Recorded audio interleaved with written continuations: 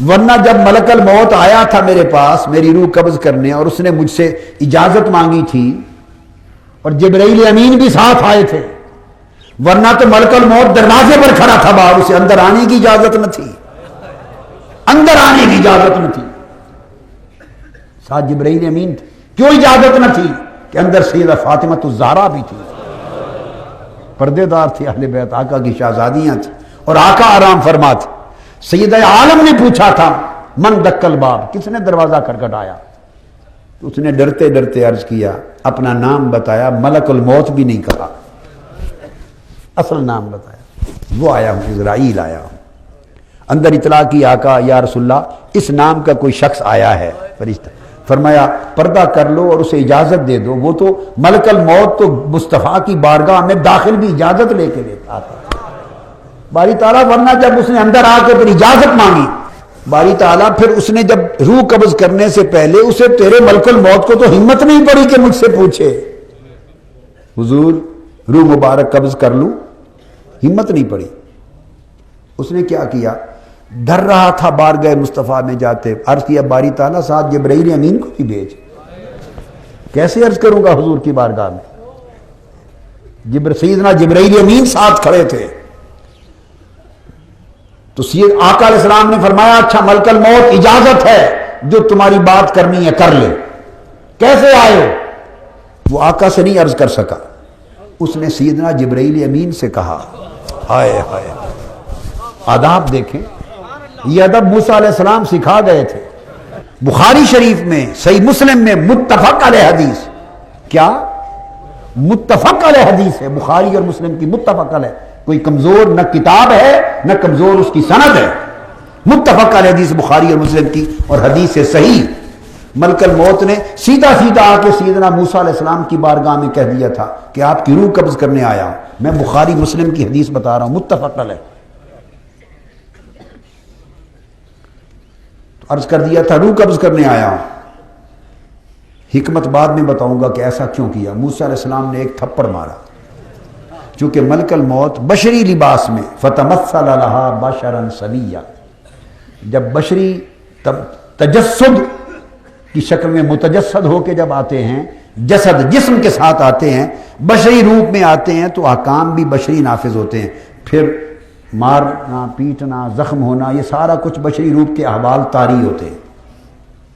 اگر خالص مجرد نور کی صورت میں آئے تو پھر نہیں ہو سکتا ایسا، اگر انسانی بشری شکل میں آئے تو پھر جو بشری انسانی احوال ہوتے ہیں وہ ان پر بھی وارد ہوتے ہیں۔ نبیوں کی بارگاہ میں وہ مجرد نور کی شکل میں آنے کی جرت نہیں کرتے، وہ بشریت کا انسانیت کا لباس پہن کے آتے ہیں، اس روپ میں آتے ہیں۔ تو آپ نے تھپڑ مارا تو وہ چونکہ انسانی روپ میں تھے ملک الموت، ان کی آنکھ نکال دی۔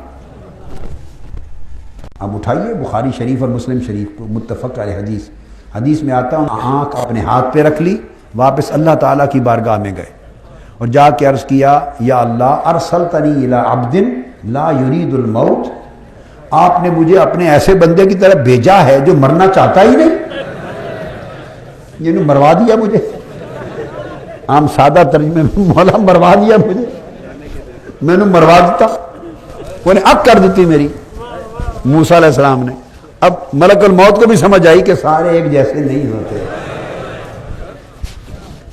آنکھ نکال دی۔ لا یرید الموت لفظ ہیں حدیث پاک، واقعہ موسیٰ علیہ السلام کا ہے اور بیان تاجدار کائنات صلی اللہ علیہ وسلم فرما رہے ہیں، تصدیق کر دی نا حضور نے، اور کس لیے امت کو بتا رہے ہیں، اور کیوں بتا رہے ہیں یہ آخر میں بتاتا ہوں۔ تو باری تعالیٰ اپنے ایسے بندے کے پاس بھیجا ہے جو مرنا ہی نہیں چاہتا۔ اللہ پاک کو تو سمجھ ہے، ساری علم ہے، خبر ہے۔ پوچھا ملک الموت چھوڑ یہ بتا تو نے جا کے کہا کیا تھا، بات کیسے کی تھی؟ باری تعالیٰ بات ایسے کی تھی، فرمایا بس یہی تو خرابی ہوئی، مجھے پتہ نہیں کہ جلال والا پیغمبر ہے میرا، تمہیں پتہ نہیں کہ میرے جلال والا پیغمبر ہے، کوئی طور پر 30 راتیں گزار کے مجھ سے عرض کر دیا تھا مولا اپنا دیدار بھی کرا دے، وہ ایسا پیغمبر ہے۔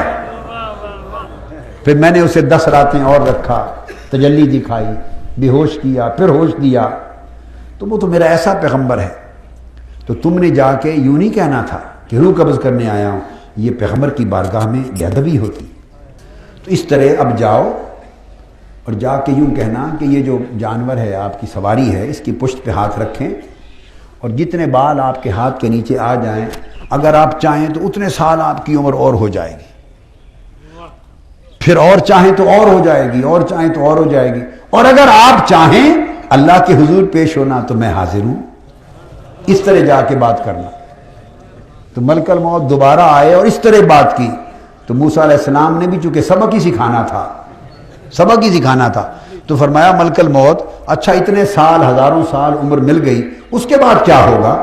ملک الموت نے کہا حضور پھر اللہ کی طرف سے بلاوا آئے گا۔ فرمایا جو بلاوا بعد میں ہی آنا ہے تو چلو ابھی چلتے ہیں۔ کیا پتا چلا؟ سبق سکھانا تھا۔ اب سبق کس کے لیے؟ خود تو جا رہے تھے،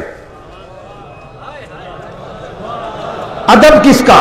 وہ خود تو جا رہے ہیں، اب تو بعد میں ملک الموت نے آپ کے پاس آنا ہی نہیں کہ اس کو آئندہ پھر یہ سبق سکھا رہے ہیں۔ اس نے تو آپ کے پاس نہیں آنا، آپ تو دنیا سے رخصت ہو رہے ہیں، جا رہے ہیں، دم واپسی ہے، تو اس نے تو پلٹ کے آپ کے پاس نہیں آنا۔ تو ادب سکھا کس کے لیے رہے؟ اپنے لیے نہیں مارا تھا، اپنے لیے معاملہ ہوتا تو اتنا سخت قدم نہ اٹھاتے۔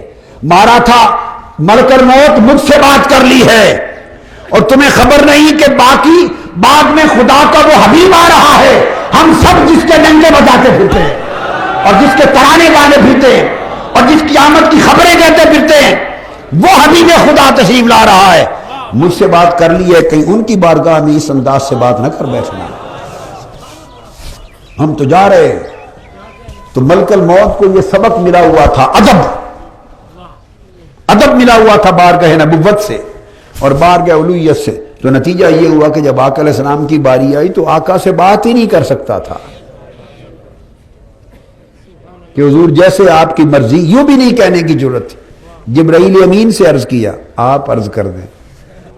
جبرائیل امین نے عرض کیا یا رسول اللہ یہ اسرائیل یوں عرض کرتا ہے، یہ جبرائیل یوں عرض کرتا ہے۔ تو آقا نے فرمایا کیا کہتا ہے، اس سے پوچھو۔ جبرائیل امین نے فرمایا ملک الموت بتاؤ کیا پیغام؟ اس نے عرض کیا اللہ کا پیغام لایا ہوں۔ فرمایا کیا پیغام لایا ہے پوچھو۔ عرض کیا اللہ تعالیٰ نے سلام بھیجا ہے، سلام بھیجا ہے، اور کیا پیغام ہے؟ تو ملک الموت نے عرض کیا بذریعہ جبرائیل امین عرض کیا یا رسول اللہ سلام کے بعد پیغام یہ بھیجا ہے محبوب میں تجھ سے ملنے کا مشتاق ہوں۔ ہائے ہائے، اللہ نے پیغام بھیجا ہے محبوب میں بڑا مشتاق ہوں تجھ سے ملنے کا۔ ہائے ہائے، سمجھ آ گیا مقام اور مرتبہ مصطفیٰ صلی اللہ علیہ وسلم۔